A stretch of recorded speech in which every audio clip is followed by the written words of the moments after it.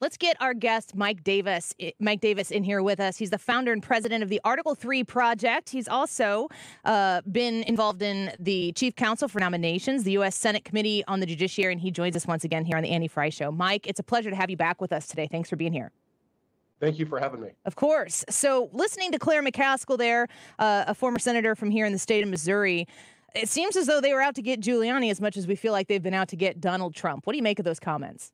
Well, I forgot who Claire McCaskill was. I just remembered back in 2018 when we chased her out of the Senate when she voted against Justice Brett Kavanaugh's nomination, and after they made bogus allegations against him, 6 set of bogus allegations. They couldn't just stick to Christine Blasey Ford. They brought in 5 other buffoons. Christine Blasey Ford was lying through her teeth, but she was the most believable. But then they brought in 5 others. They're doing the same play now with President Trump. They couldn't just stick to President Trump having his presidential records in the office of former president in Mar-a-Lago, which is allowed by the Presidential Records Act. That's the most plausible case they had.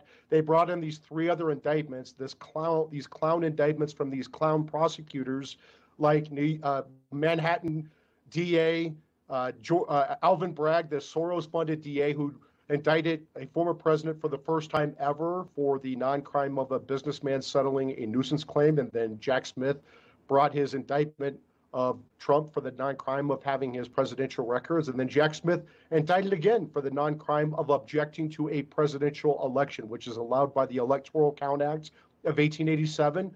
Twisting arms politically is allowed by the First Amendment. And now we have Fulton County DA Fani Willis, this Atlanta Democrat, charging Trump for the 4th time for the non-crime of objecting to a presidential election. And hers is the most clownish of them all because she charged 19 different co-defendants and 41 different felonies, and they're not even charging Jack Smith and Fani Willis and Merrick Garland and Joe Biden. They're not even charging for the riot. They're not even saying that Trump incited the riot because he didn't.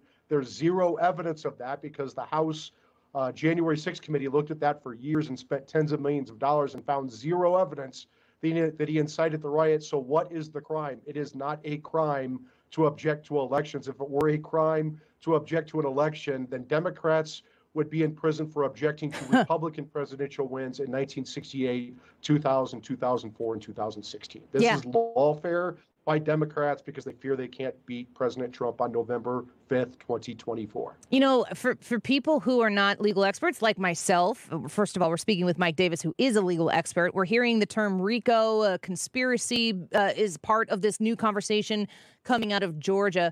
When it becomes a RICO case in these individuals' minds, bring it down to my level here and explain to American voters and taxpayers what that assertion means.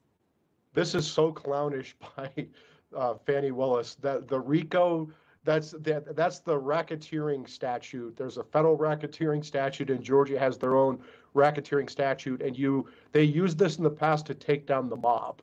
Now Democrats are using the racketeering statutes to take out their political enemies, and it is a novel. That's the nice way to put it. It is a bizarre legal theory. There is no chance that the Supreme Court of the United States is going to uphold any of these convictions by Jack Smith or Fani Willis based upon what happened on January 6th, unless they can prove that Trump incited the riot, unless they can prove that President Trump had Rudy Giuliani put the real electors in his trunk and had the fake electors steal their IDs and go in and vote. There's no crime here, right?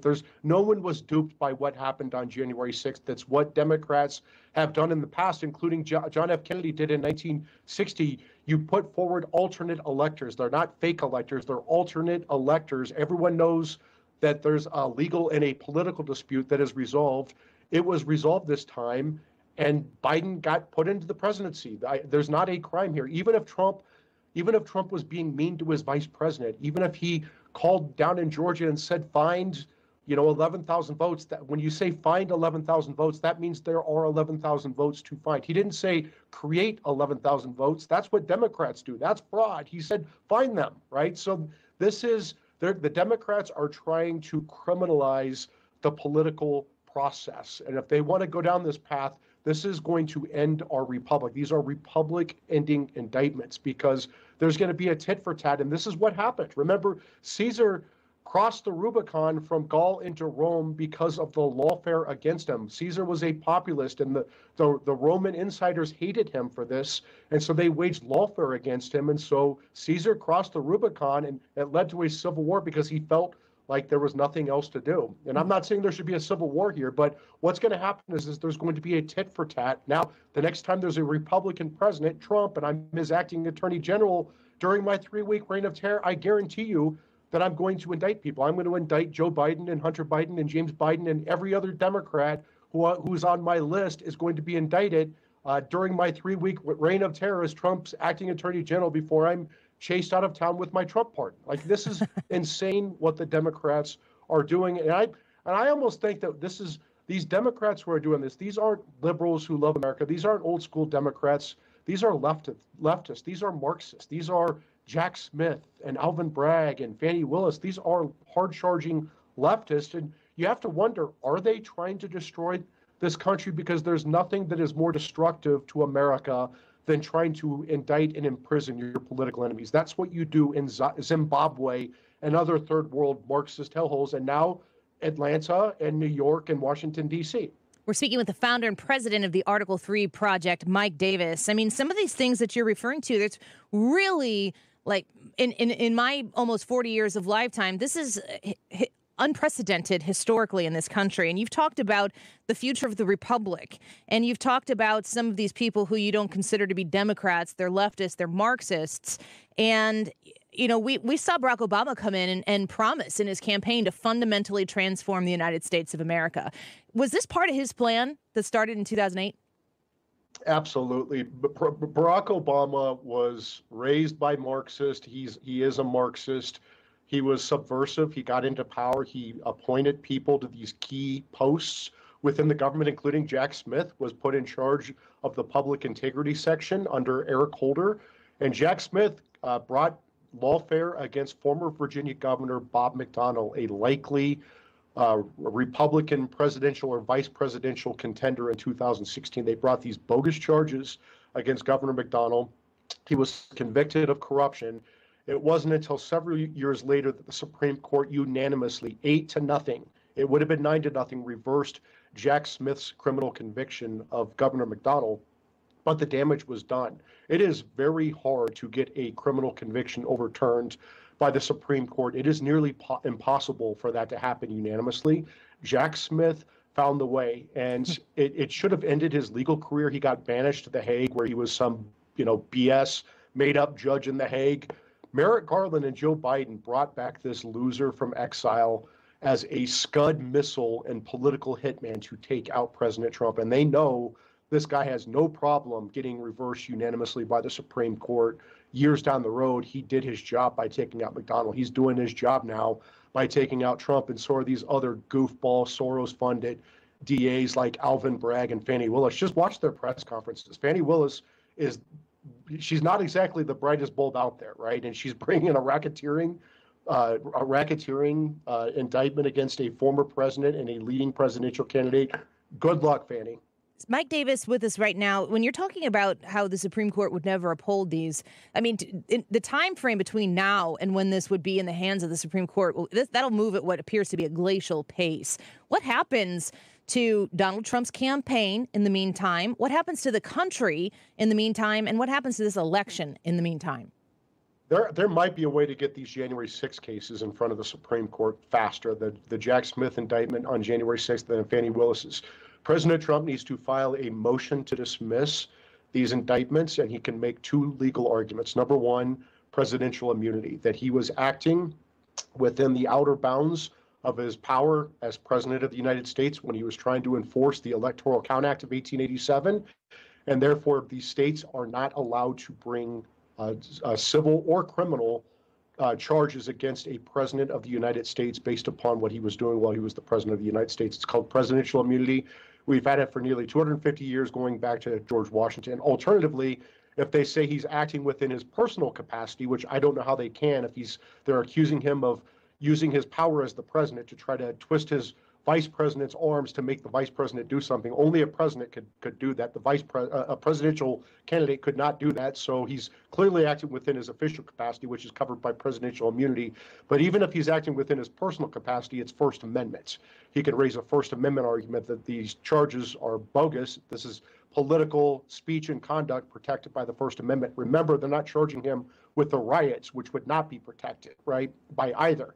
So if he raises presidential immunity, that is immediately appealable. They can remove this case to the Northern District of Georgia, the federal court, and then that judge would have to rule on it. And then it would go to the 11th Circuit, and then the Supreme Court could take that case immediately, interlocutory appeal to the 11th Circuit, writ of mandamus or prohibition to the Supreme Court. They could decide that issue immediately, and they would have to because it's dealing with presidential immunity. Just like any other sovereign immunity for any other government official, that is immediately appealable.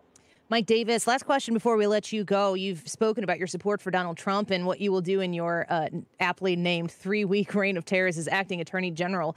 In your opinion, they're trying to move Donald Trump so that he cannot campaign. They're trying to take him off the campaign trail and make it impossible for him to complete the primary process, to become the nominee, to become the president of the United States again.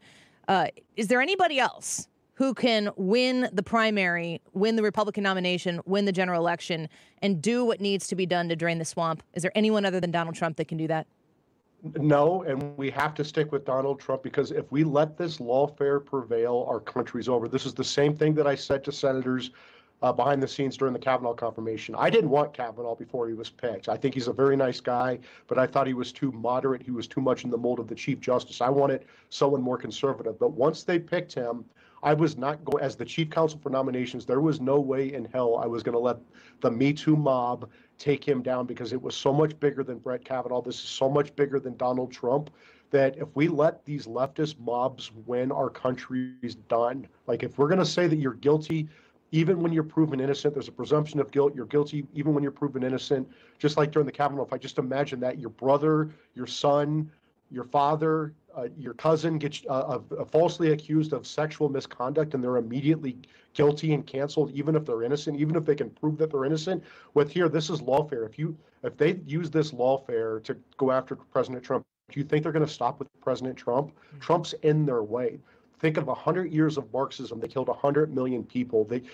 These are the same leftists who didn't stop with trying to kill Kavanaugh. They didn't stop with the conservative justices like Thomas, Alito, Gorsuch. They tried to kill Kavanaugh in his home, and now they're even going after the Chief Justice and his wife, like the most moderate justice of them all. This is not going to end with Donald Trump. This is going to end with leftists destroying our country. And how we stop this lawfare is people say, you know what, we're not going to let Democrat prosecutors and Democrat judges and Democrat juries and Democrat hellholes like New York, D.C. and Atlanta decide the next president of the United States. We, the people, we, the American people, get to decide this, and you're seeing it. You're seeing this in the polling, Annie, that this is helping Trump. It's going to put him back in the White House. Yeah, the stakes are absolutely high. Mike Davis, we're grateful for your time today to talk about this issue. I'm sure there will be more legal concerns in the near future. We always welcome you back on the show. Thanks for being with us. Thank you. Thank you, Annie. Of course, we'll do it again soon. Wonderful to have Mike Davis on the show with us. He is the founder and president of the Article 3 Project, the founder and president of the Internet Accountability Project. He's also, as he was speaking about there, the chief counsel for nominations, U.S. Senate Committee on the Judiciary. A lot of legal experience in Washington, D.C.